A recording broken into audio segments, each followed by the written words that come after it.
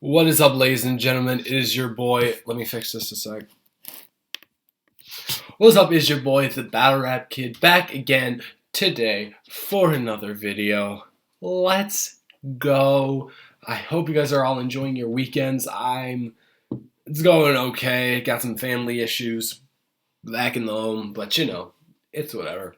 Let's get into it, shall we? Today we have a video about not a battle review, not a card review, but it's a top 10 list. Now, this is another thing I want to incorporate into my channel when there's days when there's not much traffic. Today, a new Queen of the Ring battle drop. I'll leave this link in the description below.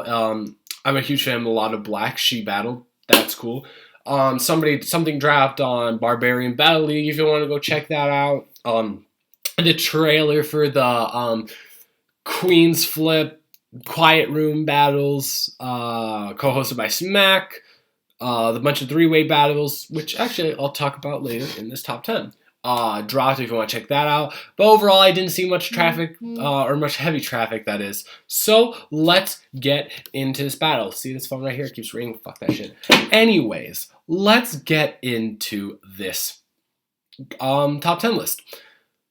This list is the 10 guys that you need to watch for the second half of 2015. Now, how I comprise this list is I looked at their performance from the end of 2014 to right now, and based on their size of a fan base, I put 10 of them in this list. This list is not in order. This is just 10 guys, but I did number them just so I can, like, associate a name with a number. Anyways, these are 10 guys that I think that you all need to have your eyes on for the second half of 2015 because I think they're going to blow the fuck up. All right, let's get to it. Number 10 is Dre Dennis. Now, Dre Dennis is bars. He has bars. But what Dre Dennis is now known for is Daylight and Queen's Flip made a video called Crank That PG Step. And it's basically making fun of all of the PGs that do the type hand motions in their battles. And at the end of the video, he talks about Dre Dennis and shows a couple clips of him and how he does it basically every bar that he does. The quotation marks were supposed to be around every, because not actually. Every bar that he does. So he got really popular for that because Daylight's one of the most popular battlers, if not the most popular battler in the culture right now, so that's cool and stuff. Well, just get my ears covered and kind of ugly as shit. So the big question was, everyone was like, man, you right. Man, this dude's so funny. He right about all the PGs. That's all the comments I see. I was thinking, how is Dre Dennis going to respond to this? And he responds to that by making a video making fun of himself called PG Step. And it's like really funny. It like accurately describes what's going on in the PG culture and how Dre Dennis just randomly just does like hand movements when there's no like association to make them with. So I thought that was really cool when he did that because not a lot of battlers know how to make fun of themselves. So yeah, that's what I have to say about that. He also had he just had a really good PG that was released against Tink the Demon. And in my opinion, he did really good in that battle. I think it's a very debatable. I had Tink the Demon 2-1, but he did really well. Also, he just had a three-way battle versus Steams, an Automatic Ray on the Quiet Room Gnome 5 warm-up. That was pretty good. From what I heard, it was a pretty good battle, and Dre Dennis did pretty well in that. And also, he just had a battle release against Grams on Spit That Heat. Go check that out. That's a really good battle. Anyway, so Dre Dennis is number 10. Number 9 is sorry, I always have burps in the middle of my reviews or shit like that. I don't know. Number 9 is Chef Trez. Now, Chef Trez is getting major buzz around the community for one battle in particular, and that is his Craig Lamar battle on Spit That Heat. That is a classic battle. Both of them went in really hard, and now they're basically the faces of Spit That Heat, if you want to think of it that way. Craig Lamar and Chef Trez. There's a difference, though, between Craig Lamar and Chef Trez. Chef Trez is actually going to be getting a PG very soon.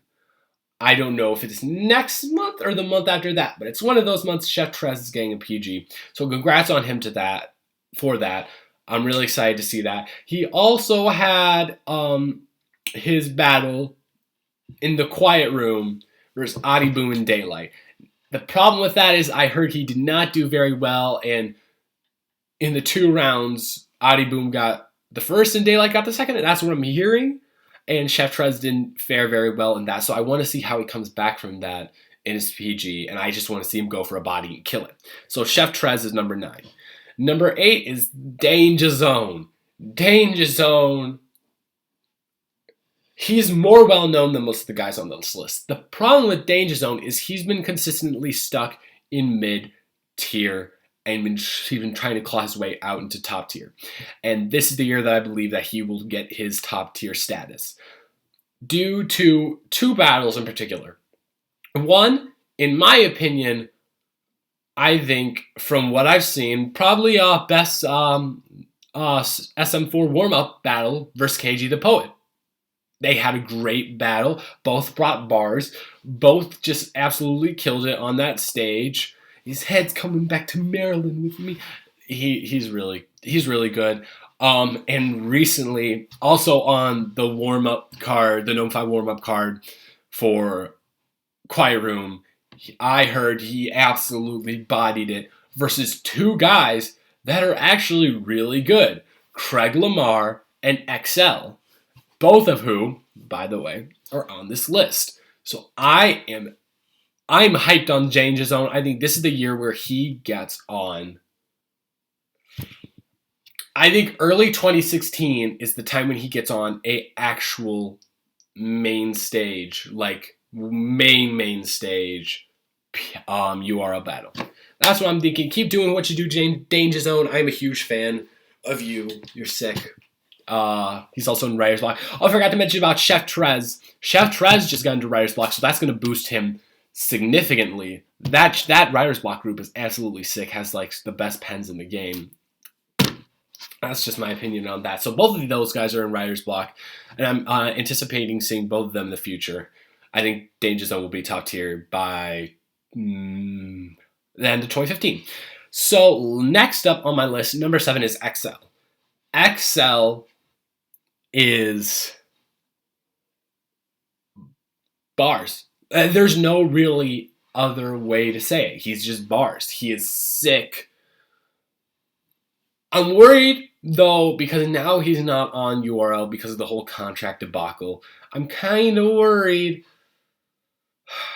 that he won't get as much exposure after the whole thing with UFF.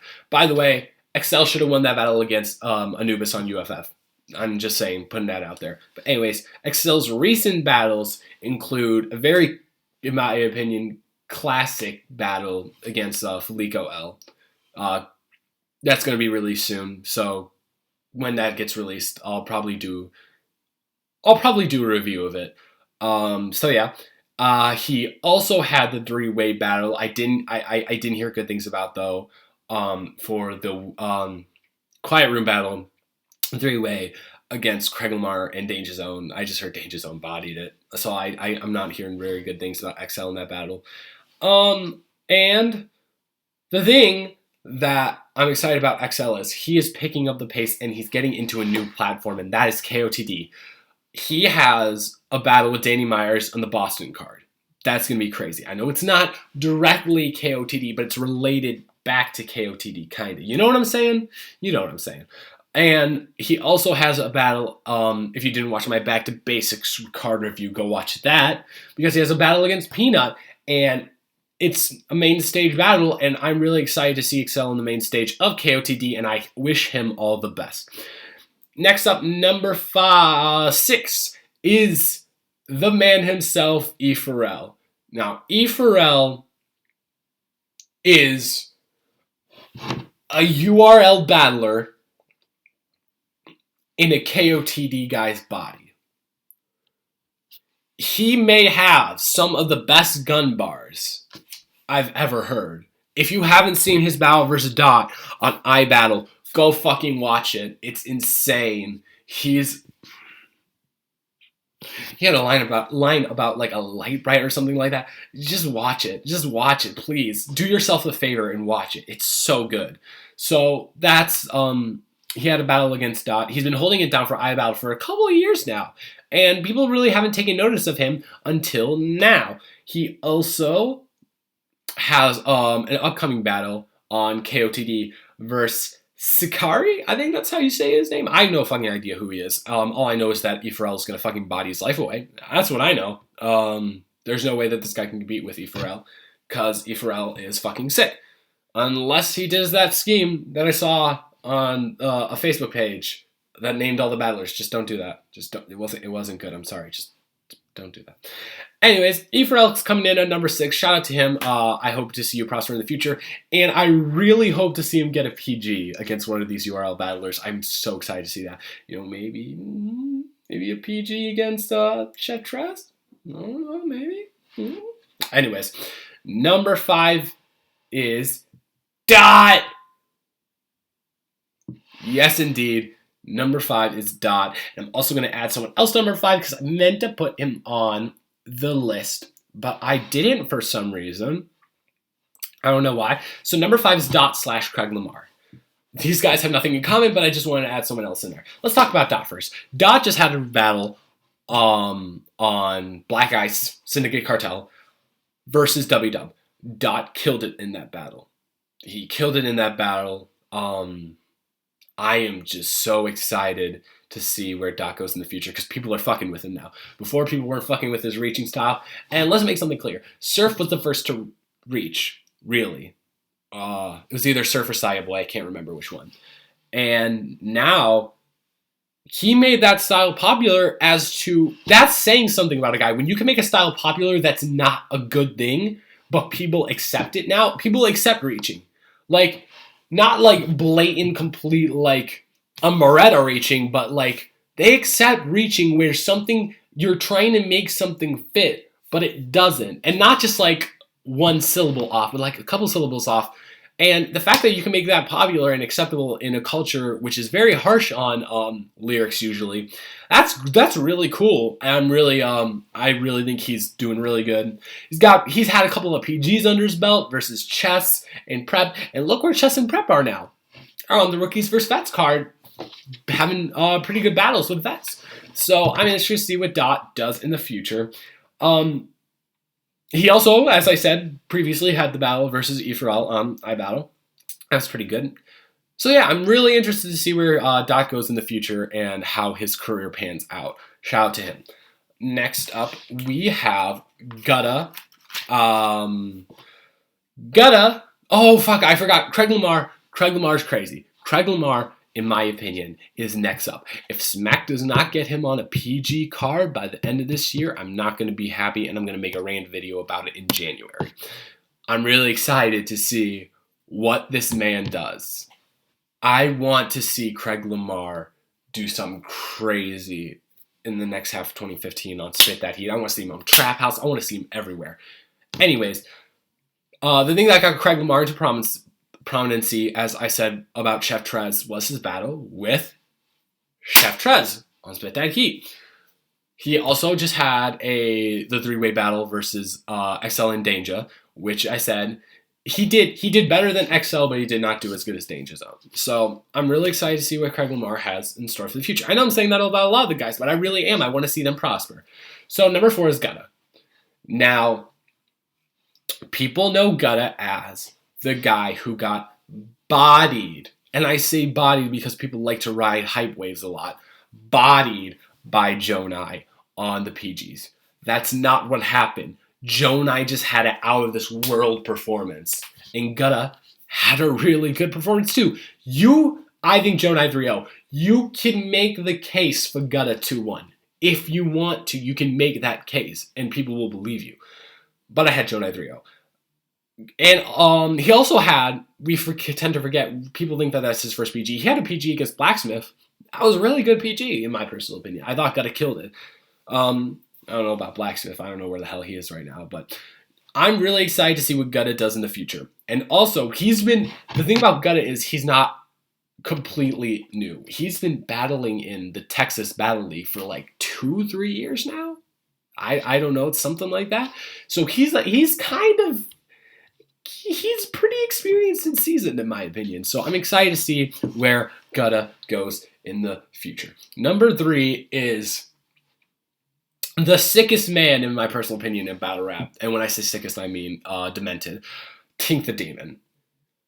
This guy's bars, torture bars, he will make you want to call your grandmother and tell her I love you. That is how sick he is. If you haven't seen his PG versus Dre Dennis, I don't know what the fuck you're doing. Go watch it now. That man. Oh my goodness. I see, he leaves me speechless. That's how good he is. And Tink the Demon also had recently a battle versus a guy who's pretty well known named Rosenberg Raw as one of the bigger bullies in the culture in the league. And that's Rosenberg Raw. Tink the Demon bodied his life away. Tink the Demon bodied Rosenberg Raw. By the way, this is a side note. Rosenberg Raw, you better fucking step your game up. You got beaten by Tycoon Tax in KOTD. Tax is a monster. That's not supposed to happen to you, though. You have been battling longer than him. You've had a PG. You've battled everywhere. You're supposed to beat him. And you just helped Tax get, like, way more formidable. So, yeah. Tink the Demon bodied... Sorry, guys. Tink the Demon bodied Rosenberg Raw on Bloody Knuckles. I'm excited to see what Tink the Demon does in the future. So that's about Tink the Demon. I hope he gets another PG soon. Or maybe Rookies versus Vets versus Shotgun Shook. I don't know. But I hope that happens. Next up, I was having a really hard time choosing between... These two are the two that I think are going to be the biggest recently. The rest really aren't in order, but I had a really hard time choosing between these two for 2 and 1. But let's go with number 2. Number 2 is Mike P. Mike P, man. The thing that makes Mike P so good is he's an entertainer outside of battle rap. If you've seen any of his videos, he's fucking hilarious. The dude's a G. I love Mike P. I'm a huge fan of Mike P. Mike P has been holding it down for a couple of leagues now. He held it down for a decent amount of battles, most specifically on the E&J Battlegrounds. He had a really good battle versus E-Forel, kind of recently-ish, but his most recent battle was versus Aura on Trap House, and he's